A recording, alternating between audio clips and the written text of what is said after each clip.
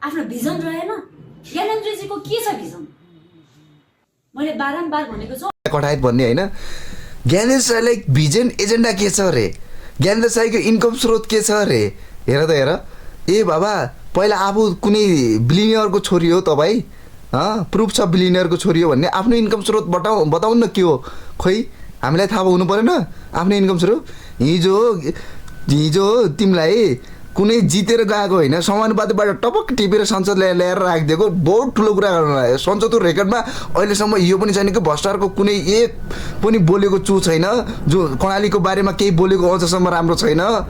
संसद भवनमा त्यत्रो दिन ज्ञानेन्द्र साईको एक हेरेर त संसद रेकर्डमा त्यो हेर्नु धेरै हेर्नु पर्दैन। युट्युबमा हेर, सोसियल मिडियामा हेर, गुगलमा हेर, कति छ आवाजहरू हेर त। त्यहाँ हेर त एजेन्डा भिजन। हिजो ज्ञानेन्द्र साई जुन आवाज सडकमा थियो नि, जुन उसको एजेन्डा, आज संसद भवन हुँदाखेरि पनि कतै पनि ऊ डकमकाएको होइन। ऊ सिधै जनताको सामु हो जहिले पनि। कुरो बुझ्नुभयो कि नै?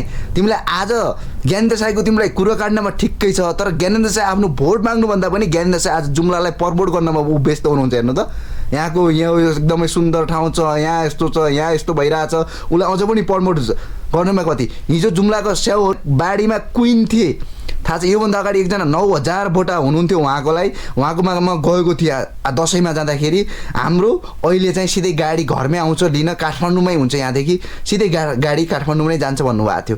कति 9000 बोटामा फलेको स्याउ बाढीमा कुद्दाखेरि आज त्यो स्याउ मार्केट पाउनु भनेको कति हो बुझ न त्यहाँको किसानले।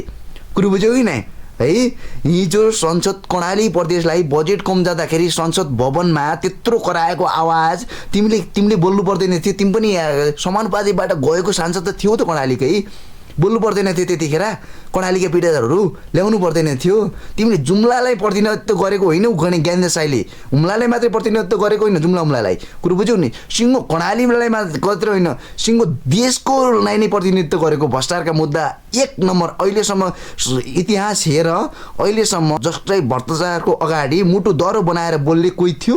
ज्ञानेन्द्र साई बराबर कोही छ नेता, कोही छ त्यस्तो लिडर? मलाई देखाउ त अहिलेसम्म त्यसरी। हामीले भन्न खोजेको यो होइन कि राइट म्यान राइट प्लेस भन्ने हाम्रो सिद्धान्त, हाम्रो सोच हो। कुरो सुन्नु कि राष्ट्रिय स्वतन्त्रवादले देशभरि माहौल तताइरहेको छ, यो सबै एकलौटे बहुमत ल्याउनुपर्छ, यो सोच होइन।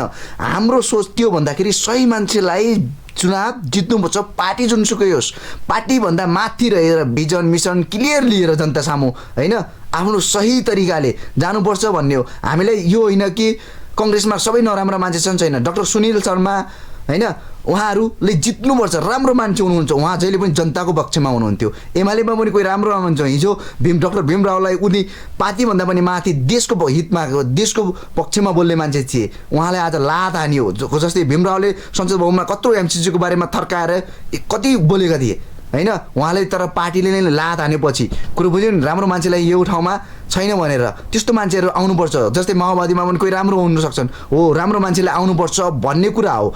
कुरो बुझ्यौ कि नै? होइन, त्यस कारणले गर्दाखेरि हेर, अरूलाई खोए खेरेर जातीय राजनीतिक, अरूलाई खुवाइ खनेर राजनीति गर्न हुँदैन। राजनीतिक भनेको एकदमै आफ्नो एजेन्डा भिजन मिसन जनता सामु लिएर, जनताले त्यो मन पराएर त्यसरी आफू भोट माग्न सिक बरु होइन। त्यसरी गर, अर्कालाई खियो खनेर यो भएन ऊ भएन भनेर त्यसरी राजनीति गर्न सकिँदैन। हेर सिक बरु, कस्तो गँवारलाई गँवार नै उठाएर